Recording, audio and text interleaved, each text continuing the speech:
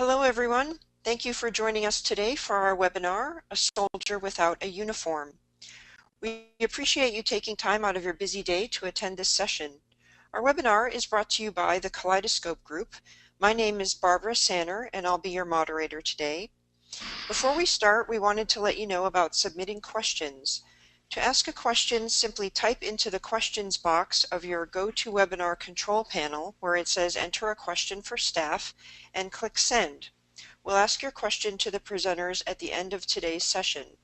We'll try to get to as many questions as we can, but we probably can't answer all of them today, so if we can't get to yours, we'll follow up with you via email. Also, we hope you'll take a few minutes after the session to complete the survey. When you exit the session, the survey will show up in your browser window, and it should take less than 3 minutes to complete. Your feedback is very important to us, so thank you in advance for doing that. Now I'd like to introduce Melanie Munoz, consultant for the Kaleidoscope Group, who will be fielding questions today and asking them to our presenters, who are Gloria Woods and Glenn Williams. The Kaleidoscope Group is a full-service diversity and inclusion consulting firm founded by B. Young in the 1990s. It's headquartered in Chicago, Illinois, and has a national presence and global reach. It is led by Doug Harris, who is CEO and a nationally recognized thought leader, speaker, and consultant. The Kaleidoscope Group is a minority certified business enterprise and is recognized as one of the top 10 pioneers in the diversity and inclusion industry. Here you can see some of the Kaleidoscope Group's clients, and for the purpose of this webinar today, we'll use the term organizations, and that can be considered anything from profit and nonprofit businesses to education and schools, government and municipalities. We kind of cover the entire spectrum of all types of organizations. Lastly, the Kaleidoscope's goal is to engage real people to have real conversations about real issues to create real change. And now I'll turn it over to Gloria Woods to get us started. Good morning, everyone. Very excited to join my colleague Glenn and all of you on this webinar. Excited to share some information. Let us quickly introduce ourselves. I am a consultant with the Kaleidoscope Group and a facilitator. I've also been Vice President of Diversity for CNA Financial, worked at Avon Products as a human resources leader. And my first job out of the service was with Nabisco Brands as a production supervisor. A little more about that later. In terms of military service, I've served in the U.S. Army for 8 years, 6 years active duty, 2 years in the reserves as a field artillery officer. I in and out of college, went through ROTC, came in as a second lieutenant and left as a captain. I served in Nuremberg, Germany and Fort Sill, Oklahoma. Some of the roles I did in the military included survey platoon leader, fire direction officer, an instructor at Field Artillery School of Radar and Land Navigation. Those who know how directionally challenged I am now might find that last job a little interesting and surprising. I had to work at that particular one, but very happy to join. I'm grateful for the leadership lessons I received while serving, and especially happy and grateful to have this conversation with you. I'm grateful for the service of our veterans and look forward to any way that we can be of support. Glenn, please introduce yourself. Thanks, Gloria. Hello and good afternoon, everybody. Thank you, Barbara, for being our moderator today. And thank you, Gloria, for helping me take our participants through this journey. I am Glenn Williams. I served 5 years in the United States Navy as a combat medic. And during my enlistment, I had the opportunity to work in all facets of the medical field. I was appointed to the Base Honor Guard, served as a junior public affairs officer, chaired the Organ Donor Awareness Committee, and after my service, I became an entrepreneur. I worked for many startups and Fortune 500 companies across the country, and I currently lead the Veterans and Disability Practice Area for the Kaleidoscope Group. I want to welcome you to today's webinar. It is my sincere hope that the information we're sharing with you inspires you to think differently about the veterans community and drives you to become part of the solution. I also want to do a special call out for all those that are in attendance, the veterans that are in attendance, as well as those who have family in the military, and of course the supporters of our armed forces as well. Thank you, and thank you for your service and participation. Next, we'd like to talk about solving real business challenges. Mission first, people always. Today, I want to take you on a journey where doing the right thing equates to tangible business results. The business challenges listed here are not new, yet so many organizations struggle with how to find success in any or all of these areas. What does mission first, people always really mean? Military leaders are traditionally, often obsessively focused on results. The most impactful leaders are those that can integrate high social and even personal engagement into their leadership styles. A recent 2016 annual CEO report said 72% of CEOs are concerned about the availability of key skills, and 49% of those were planning to adjust their talent acquisition strategy to focus on their leadership pipeline. What's nice is the military has a long history of developing high-performing, independent leaders. And I want you to keep in mind, 65% of the 1.6 million active duty and National Guard members have led teams of 100 or more people. And 100% of all of active duty military receive at least 2 or more years of very specialized technical training and leadership exposure. Now I want to hand it off to Gloria, who will talk more about these specialized skills and what that means for your organization. Gloria?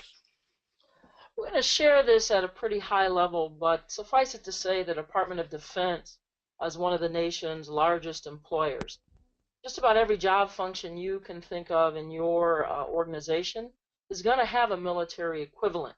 If you think of talent like human resources, recruiting, trainers, engineers, IT infrastructure, analysts, programs, finance and accounting, public relations, media. In fact, one of our own KG Kaleidoscope Group colleagues was a TV sportscaster and journalist in the Navy. And so if you can imagine that, again, for every job function you have, there's a military equivalent.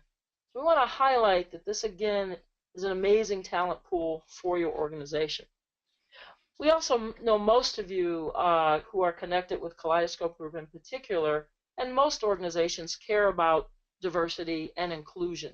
So I want to spend a minute on the talent pool as it relates to those two subjects. One, from a diversity and diverse talent standpoint, the Department of Defense, the military, of course, intentionally, like many organizations, are seeking diverse talent and indeed have diverse talent, both from a representation standpoint. You can see by this slide that the military is made up of over 40% ethnically and racially diverse members throughout its ranks and throughout the branches of service. Also, women make up 15 to 25% of each service, of course, depending on the service you look at. In addition to that, military members are also used to the process of moving around, working in different sites and even globally for many. And so that ability to change jobs, relocate, etc., might be a little bit more of a norm. As you also think about diversity, working with a variety of people is huge, meaning you want individuals who can value differences, who know how to adapt. And lastly, on this subject of inclusion, inclusion is a pretty important component. As we think about our military experience, I know as Glenn and I have talked about it and others amongst our colleagues, the military, while it has this reputation of being hierarchical, and rank matters, of course, there's a huge respect for experience, a goal to have everyone be a leader, transparent communication, decentralized decision-making, flexibility. All of those kinds of things are actually norms for many folks in the service. And so again, individuals may walk into your organizations ready for diversity and inclusion.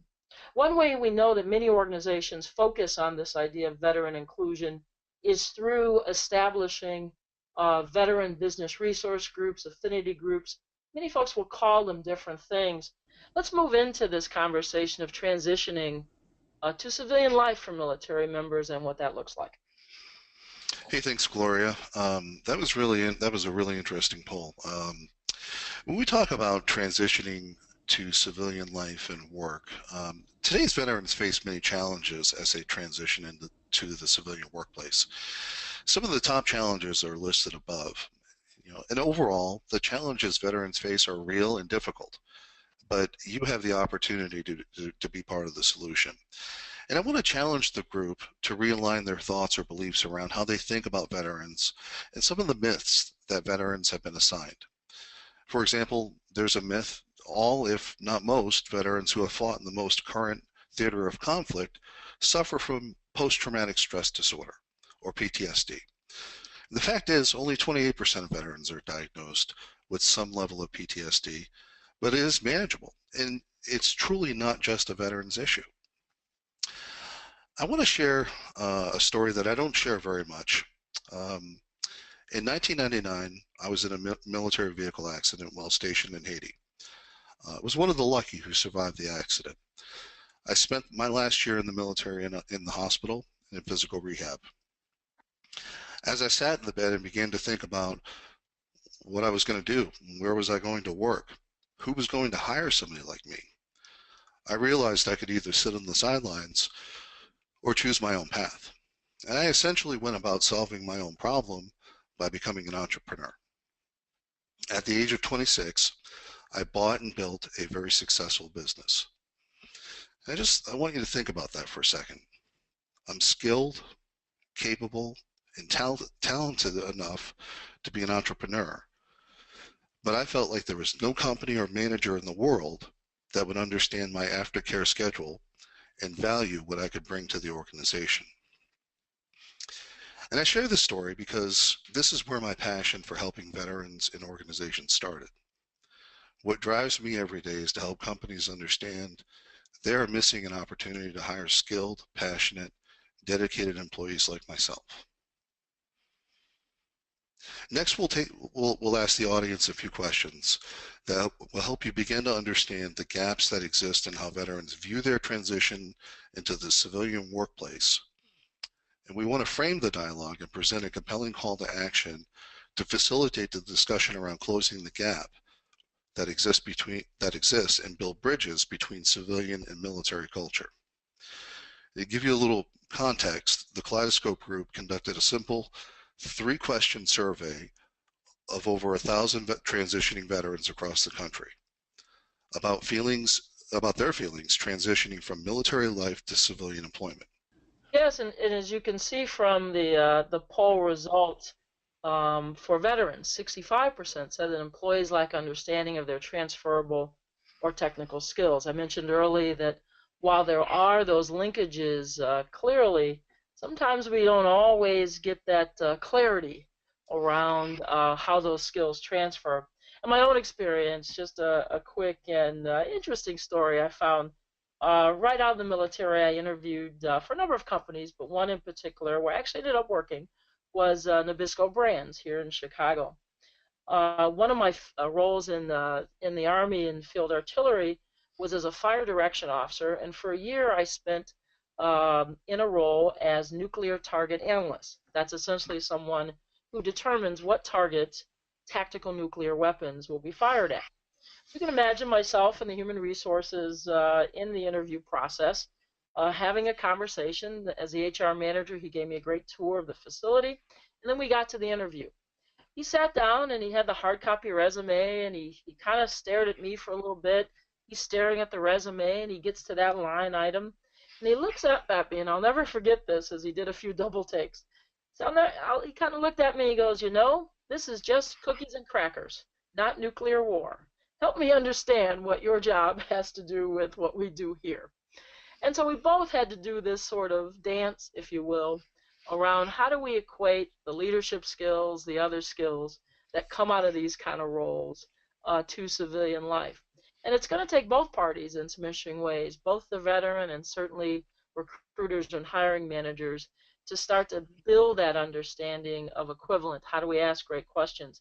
And frankly, one challenge here for recruiters might also be applicant tracking systems. As you know, many of those will put in code words and keywords, and there are ways in which, absent a good process, veterans that might present a barrier to veterans in terms of even just getting their application or resume reviewed. And so there's ways to really work around those systems to make sure that doesn't happen.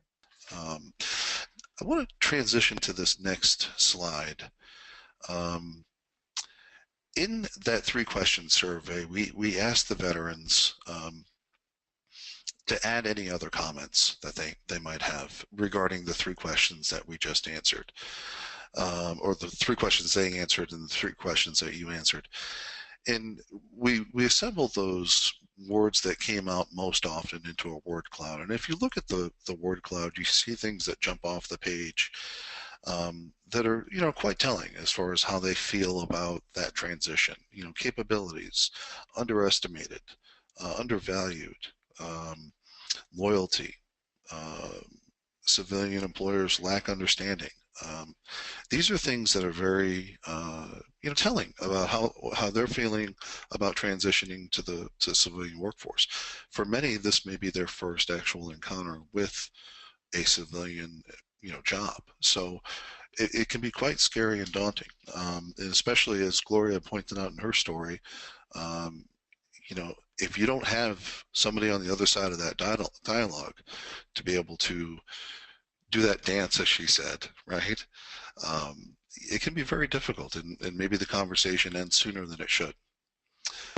I'm going to turn it over to Gloria to take us through the next couple slides. Hi, Glenn. Before you transfer that over, I actually have a question from the audience. Absolutely. Go ahead. Great. So Adrian asked, are there resources available that would allow civilian companies using ATS programs to understand military terms and how they correlate on a common resume?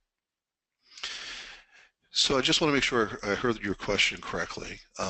Are there functionalities within ATSs to translate the job skills that they have from the military into a civilian context? Yes, I believe so. Okay. There are, and I will say that, they're like anything, it's good as what goes in is what comes out. But I would caution, any organization that uses what they call a military occupational specialty translator, which is what they call military jobs, military MOS. I would only, as a cautionary tale, sometimes just because I was a medic in the military and I did medical, right, and Gloria did not cookies and crackers, right? That if you took that literal translation, then you literally would get, I should have been a paramedic or an EMT or a nurse. So yes, there are functionalities within those, but use those for only guidance. Don't let that be the full guidance document that you use to go after this talent pipeline. Does that make sense? Yes, thank you, Adrian said. Okay, great. Gloria, if you would take us through the next slide, that would be fantastic. Yeah, I really want to just transition us as we summarize just what we've shared so far. The first is clearly outlining the business case. We see the opportunity, skilled, engaged, diverse talent, both to attract and to retain at organizations. Yet we also see this disconnect or potential disconnect. Some organizations are very effective in this space. Others might need that support and a partner to work through some of the challenges. So clearly the focus of today's webinar is to help bridge that gap, to focus on some of those disconnects so that we can move to taking advantage of the opportunity. I want to share as we think about this road to success, what does it take to get there, to bridge the gap, to make sure your organization can leverage this great talent pool. You can see here the issue around or the veterans workforce and what is brought by this workforce. I think we've described that pretty clearly today. And now what does an organization need to do? How do you leverage that talent? The first is to understand the opportunity and business case. We've shared a little and certainly some highlights. There's some depth that organizations go into. You also think about educating key stakeholders. And that education can range from webinars to very formal workshops to understand this community. And finally, where we're going to focus the rest of our time, just given our short time today, we're going to focus on this idea of looking strategically at veterans and having a veterans outreach strategy. We want to highlight some of the components of what that looks like for you. Hey, thanks, Gloria. So I'll take a deeper dive into the core components of a sustainable veterans outreach strategy. When you look at the core components of any veteran outreach strategy, there has to be really kind of these three anchors. And you can call them, you can define these based on your organization, what fits best. But really, when you look at what are the three things that are going to equate to success, you first have to build internal awareness, which is where we'll spend most of our time today. That's really the process of educating internal stakeholders to elevate and advance the value veterans can bring to the organization, to assess the culture, the current culture, and make changes and create tools to help your teams be successful. The second part is selecting the right partner mix. It's vital to success, but a listing of partners is not and does not equate to a veterans outreach strategy. Understanding what potential partners can bring or add to your talent pool by way of skills or training is important. And another important part of that partner selection is being able to measure partner success and candidate flow, which does correlate back to that applicant tracking system question. You want to be able to have all of these things seamless. And the third part of the strategy is educating the candidate. This may seem a little odd to some folks, participants that are on the call, but it's a vital part of the comprehensive strategy. For many veterans, it's likely their first encounter to the civilian job market. They may not understand corporate culture, corporate etiquette, or how the talent acquisition process works, including behavioral interviewing. The best way I like to think about educating the candidate is akin to the same approach many organizations use for their campus recruiting process. There's an intentional focus to brand the organization to a constituency that is likely seeking their first corporate job.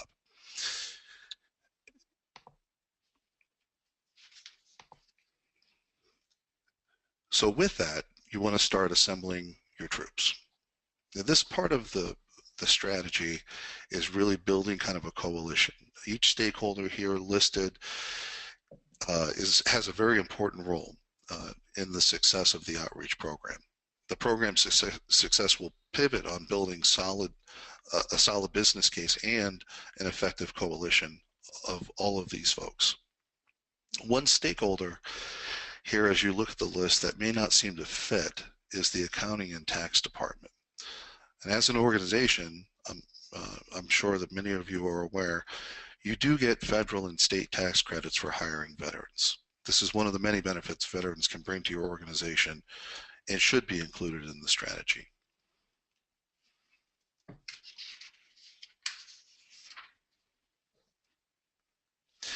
Next, you want to prepare your troops. So the business challenge here is the organization doesn't have the effective tools for HR professionals to understand. If we go back and remember the previous polls that were conducted, there obviously was some disconnects and gaps between how folks felt they were prepared to translate military skill sets into the civilian context. And really do that across all 5 branches of the U.S. Armed Forces. So here, we want to build solutions that prepare the teams to understand military jargon, acronyms. It's no mystery that organizations struggle with understanding military language, organizational structure. But intentionally preparing your teams with effective tools will ensure success and increase cohesiveness among the teams of stakeholders that are involved. And Gloria mentioned her story about interacting with the hiring manager, and here's a great example that solidifies the need to prepare your teams to be ready to engage that veteran community. I'm going to hand it off to Gloria now to speak more about engaging the team once you've assembled that team. When we talk about here in terms of engaging, I want to highlight the particular solutions that we focus on, especially around employee resource groups and business resource groups. I noticed that roughly around 2/3 of participants on the webinar today utilize these as part of, my assumption is, your diversity and inclusion efforts and/or your strategic business efforts. So a couple things. Clearly, these BRGs and ERGs provide such an opportunity for veterans to network, connect, build professional development skills. So all the things that general ERGs can bring, the veterans one can be very similar in that way. In our experience, we've seen in particular effective BRGs be able to support veterans in terms of transitioning from a military culture to a civilian culture. Clearly, we're generalizing with those words, but there's certainly some nuances there. We've also seen effective BRGs help human resources and other managers within organizations think about flexible policies and work-family policies that may not have existed before. They can support celebrating key milestones like Veterans Day, Memorial Day, which send both symbolically and in reality the openness that the organization has to honoring and celebrating veterans. Now, the key thing is, even with existing groups where we've seen our ability to support organizations is really to make those groups as effective as possible in getting business outcomes. How do you think about the BRGs as folks who can help you grow customers, grow in your community reputation through volunteer efforts? So a real external focus sometimes can be a different and even more sophisticated way, if you will, to utilize BRGs, but see them as a very powerful tool in this overall strategy. The next thing we also want to think about is that particular training. I think we've mentioned training all the individuals, particularly that talent acquisition team, while all stakeholders can benefit from understanding the veterans culture, from having Q&A just in thinking through strategy. The particular area we focus on is in the talent acquisition arena especially. As you know, those individuals and the hiring managers are the front lines interaction with veterans either personally or through the technology of an applicant tracking system. And so we work with talent acquisition professionals both to think about this from beginning to end, from attracting veterans to the selection and interviewing process to the onboarding process. But your strategy needs to think through all of those arenas. So today we've highlighted a few actions and a few key actions in an overall strategy to be successful. We think these are some of the key components. There's certainly some additional ones. And Kaleidoscope Group is obviously excited with you to, and to partner with you in the future around some of these efforts in this important venture. Let's talk a little bit about some ways we can do that.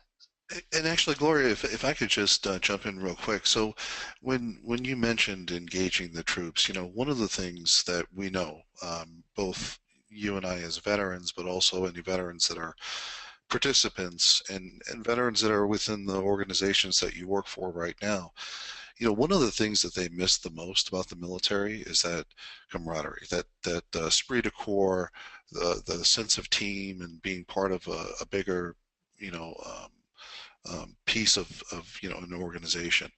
And that BRG, ERG component really gives them that outlet, that conduit for them to feel additionally connected to the organization. I just wanted to point that out real quick. We also have a comment from the audience here. So actually Jose de la Cruz said that the key component that he's seen as far as the BRGs and ERGs is whether or not they have former military experiences or getting the internal resources on the development of strategy and tactics, outreach, interviewing, and also the onboarding process to get them involved as well. That's an excellent point. Excellent point. Yeah, and I think what both are speaking to, as with any effective BRG, they have both personal benefit for the members and amazing organizational benefit and veterans, like all in many in BRGs, really want to contribute to the organization. So they want that personal benefit of the camaraderie, the connection with other colleagues, and they want to contribute to the organization, and BRGs provide such a powerful way to do that. Melanie, any other quick comments, or shall we move on? Don't know if this is a quick one, but what have you seen in some successes with veteran BRGs or ERGs, some best practices? Wow, that's a great question. So one of the things, and who was the person that asked the question just a second ago? Jose de la Cruz. Jose. Okay, so Jose brought this point home, in that ERGs and BRGs, when they're well organized and well run and have a good charter that's connected to the business initiatives, goals, and whatnot, good ERGs and BRGs can actually be an integral part in that talent acquisition process. And one example I can think of is the creation of talent ambassadors. And these talent ambassadors are simply volunteers from any of the BRGs or ERGs that cross all dimensions of diversity to assist the organization with the onboarding of individuals that are coming to the company. There's nothing better than getting a friendly face from somebody who is really passionate and engaged in the organization on their first day, saying, "Hey, welcome." And after you've been here for a few months and you've onboarded, we'd like to welcome you to join any particular BRG that's of interest to you. Just that alone, taking a holistic view of how you can use BRGs, ERGs. If you just did that for veterans, but you did it holistically for all of the BRGs, ERGs, very effective tool, very, very effective way to connect new onboarding people with existing employees. And Gloria, you can add anything that you've seen in your years of experience. Yeah, one that comes to mind for me is a client, kind of a more smaller, medium size. So for large organizations, this concept of flex time and flex place, individuals adjusting hours and adjusting where they work, etc. It's kind of in many organizations, especially large ones. But some small and medium organizations are still thinking through that. And one client we work with, the veterans group brought that challenge to human resources, to other managers there. How do we consider flex time? And over time, it wasn't a quick solution, but over time had some deep discussions, and were able to really think through how they could, of course, back to that, achieve the mission, but also readjust schedules. And some of that was needed for medical care, some of that was just needed for allowing flexibility for some other things. So it impacted the organization's policy, not just for veterans, but for everyone there, I think in a pretty positive way. That's great. Thank you, Gloria. Let's move on to this next slide. So KG is mission ready. Do you feel your organization is mission ready? We have many ways that we can help you succeed. Remember, one of the first polling questions that we asked, it was pretty clear that 60% of the veterans we polled don't feel civilian employers understand the potential value they bring. So we want to help bridge that gap. We have a team of resources that specialize in the veterans practice area to help you develop your program quickly, and they're dedicated to help you realize your definition of success. The other thing I want to bring to mind is, as you see in that second bullet point, and for those of you who work with us, and those of you who may not have from a Kaleidoscope Group standpoint, we work and take the time to understand your organization, your level of sophistication, as we saw from the polls. Many of you on the call are very interested and doing some great things in this arena. So we very much take the time to try and tailor solutions. Got some expertise in this arena, some tools that are quote off the shelf, but we spend time to get to understand you, your culture, offer these tailored solutions that can be adapted and that from our standpoint can contribute to your success and effectiveness of programs you either are already doing or are considered doing. Thanks, Gloria. So remember, we only focused on one area of the core components of a sustainable veteran strategy. It's really our hope to create further dialogue around the other components of the strategy and build internal capabilities around veterans outreach for your organization. What we'd like to do for all the organizations that are participating in today's webinar is really to take the next step, complete the post-webinar survey, and we'll provide you with a 30-minute consultation to talk about ways to help your organization develop a veterans outreach strategy that really works for you. We'll also provide a 50% discount on any facilitated discussion or webinar that really targets the hiring teams, hiring managers, maybe BRG or ERG leadership to help build that internal awareness. You'll also, at the end of this, once you've completed the survey, you'll receive a white paper that you can share with your team members that couldn't be in attendance today, with the hope of maybe increasing and elevating the dialogue. Now, if I'd like to turn it over to Melanie just to see if we open the floor if we have any questions. I know, Melanie, you've been fielding a whole bunch of questions. Do you want to take us through? Yes.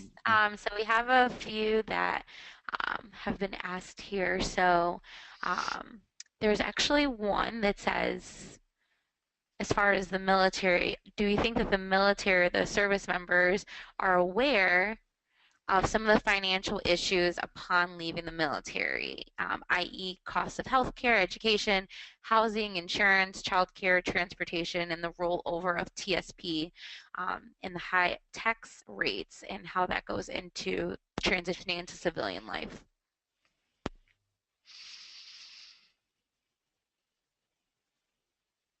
Wow. So I guess if I heard the question correct, and Gloria, you can jump in anytime, but if I heard the question correctly, it sounds like maybe there's a disconnect between their military life and some of the benefits that they receive in the military and how that's disparate from their civilian counterparts. Does that sound like I summarized that correctly? Yes. Okay. The reality is no. The military is really like any job, but it's a different type of job. I mean, when you sign up, you're pledging an oath of loyalty and you promise to protect the freedoms that we have. So it's a little bit different in the sense that it is a job, but it's not a job, an everyday job. And the military members are not exposed necessarily to some of the things that civilians have to deal with on a day-to-day basis, as far as worrying about food, housing, healthcare, those types of things that all of us think about when we take our jobs, right? We look at the benefits package, we evaluate the worth and the total package based on salary and other benefit compensation. So, are they ill prepared? Well, if this is their first civilian job, then absolutely. If they're coming out of high school, they do 5, 6, 7 years in the military, this is going to be the first time that they've had to deal with that. And how organizations, to Gloria's point before, how organizations establish, work-life resources that are geared towards transitioning veterans will greatly increase the likelihood of retention, but also engagement. Gloria, do you have anything to add to that? I would simply ditto that, like most organizations, there's a variety of folks who are sophisticated, who understand those things, who may have some exposure, and then others who may not. And so organizations can be very helpful there. I know my own personal transition from living at Fort Sill, Oklahoma, to moving to Chicago, Illinois. You can imagine the cost of living increase, the other kinds of increases of living in such a large city. The whole idea of relocation costs and all the other costs you mentioned, while for most people in the military are covered, those are new costs. So frankly, they may be less, have less information about how to negotiate for salary and those things that are going to cover those costs.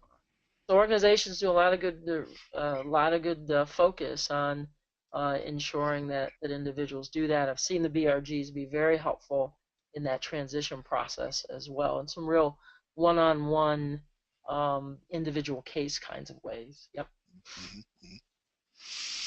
Melanie, any other questions that our participants have asked? Yes. So we had another question regarding any suggestions on starting a nationwide BRG and how that would work? Yeah, No, Gloria, go ahead. I've seen that, one, encourage it. Clearly, business resource groups are most effective in that local space, but have seen a number of nationwide, both around veterans, others as well around people of color, gay and lesbian groups, to engage the entire organization. Because what you often find, I imagine from the question, is different sites doing very similar things, and so how could they leverage and learn from each other across the U.S., in some cases, frankly, across the globe. We have some global clients who link their BRGs across the globe. So one, encourage it. Two, it of course takes some discipline. That's a particular military trait in some interesting ways. It takes that discipline of engagement. You're going to connect through technology more than face to face. So can you set up systems, video conferences, ways to do that? But the more you can leverage across the organization, the better. And the network that gets built there is very powerful as well. So have seen it done. It'll just take that extra effort and that extra discipline to make it effective.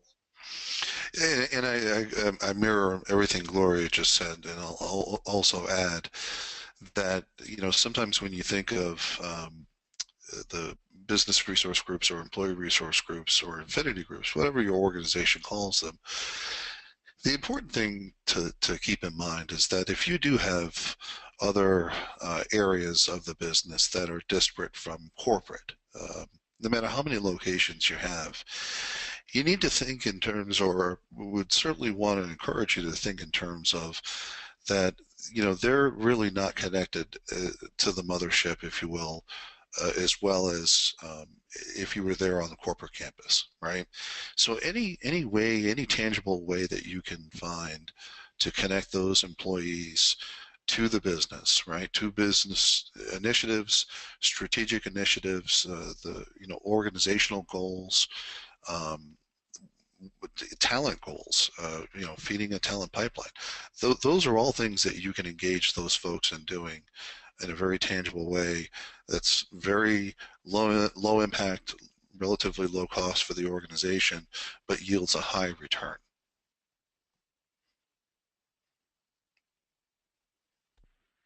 Perfect. I think we probably have room for another question here. Do you have any best practices on encouraging veterans to self-identify to HR? You know, I've supported a few HR colleagues in doing this, and as I think about a best practice, so much of it is framing and positioning, meaning, you know, folks want to know to the extent there's some concern or caution there, why are you doing it? How will the information be used? And so clearly, the more you can speak to opportunity, business value, interest and engagement and inclusion, connecting, networking. So there's a real emphasis on how do you very much let veterans and any other folks you need to self-identify the why you're doing what you're doing, and delivering that in multiple ways, not just through the email that goes out to everyone, but through individual leaders and supervisors, and if you have a BRG, through the BRG as well. So getting folks in that informal space to invite their colleagues, invite their teams, hey, make sure that you do that self-identifying. So, you know, it's having that kind of intentional approach and positive approach around it. Yes, I would agree, and I would also add that, you know, one of the reasons that we focused this discussion around that first component of building internal awareness, the reason that's such a key component to the strategy, and the reason why that has to be an intentional focus, right? So building internal awareness encompasses so many things. And when you build internal awareness around veterans inclusion, so creating a veterans friendly workplace that includes veterans in everyday actions, the most important thing that at the end, you'll know you're doing it right when it can be felt, heard, and seen throughout the organization. And that's at all levels of the company. So it's not just getting executive support, it's everybody should be on the same page as far as understanding the intentions behind what it is that we're doing. And if that's transparent, then getting people to self-ID is much easier to do when they understand the why behind the ask. Miller, do we have Barbara? Do we have time for another question, or? Yeah, I think we could take one more if there are any more, Melanie, that have come in. Yeah, the last one here. So we didn't plan for a budget to develop a veterans outreach strategy. What are the first steps?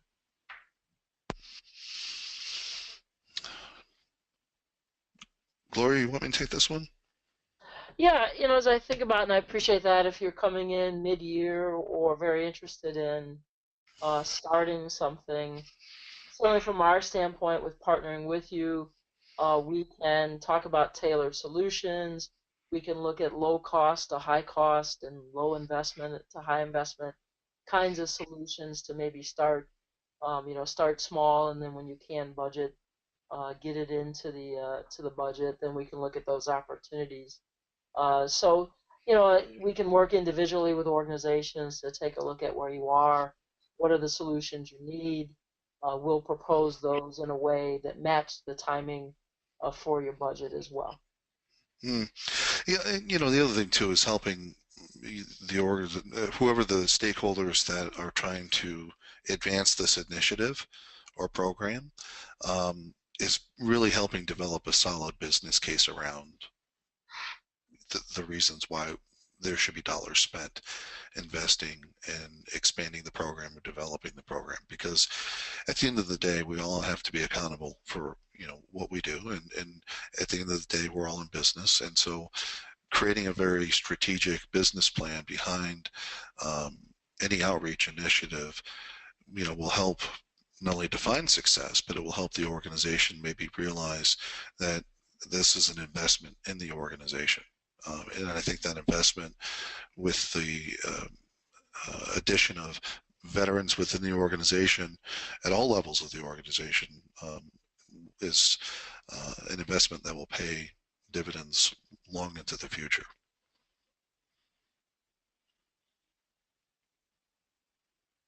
Fantastic. That's great. Thank you for that information. We want to thank everyone who has been on the call today. I know some folks have had to drop off already, but thank you again for your time. Please do complete the survey that will pop up here at the end when you exit the survey, and we thank you for your participation.